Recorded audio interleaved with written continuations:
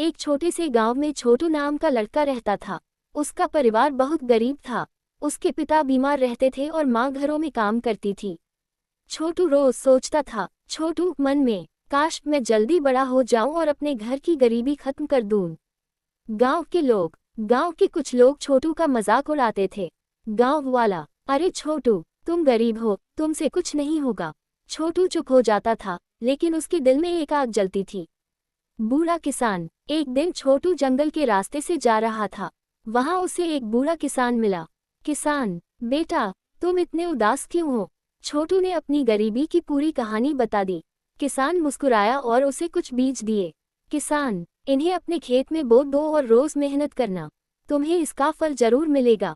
मेहनत की शुरुआत। छोटू ने घर आकर माँ से कहा, छोटू, माँ, मैं इन बीजों से अपना खेत उगाऊंगा। माँ ने प्यार से कहा, माँ, बेटा, मेहनत करोगे तो भगवान भी मदद करेगा। छोटू रोज सुबह खेत में जाता, मिट्टी खोदता और पौधों को पानी देता। मजाक। गांव के कुछ लोग फिर हंसने लगे। गांव वाला, अरे छोटू, इतना छोटा खेत क्या करेगा? लेकिन छोटू ने उनकी बातों पर ध्यान नहीं दिया। मुश्किल समय। एक दिन बहुत तेज तूफान आया। छोटू के खेत के कई पौधे टूट गए। छोटू रोने लगा, छोटू, मेरी सारी मेहनत खत्म हो गई। तभी उसकी माँ आई। माँ, बेटा, जो गिरता है वही उठना सीखता है। छोटू ने फिर से पौधे लगाए, धीरे धीरे बदलाव। कुछ महीनों बाद खेत में हरे भरे पौधे उगाए। धीरे धीरे वहां सब्जियां और फल लगने लगे। गांव के लोग हैरान रह गए। पहली कमाई। छोटू अपनी सब्जियां लेकर बाजार गया। लोगों को उसकी सब्जियां बहुत पसंद आईं। उस दिन छोटू ने अपनी पहली कमाई की। वह दौड़कर घर आया। छोटू, माँ, देखो, मैंने पैसे कमाए।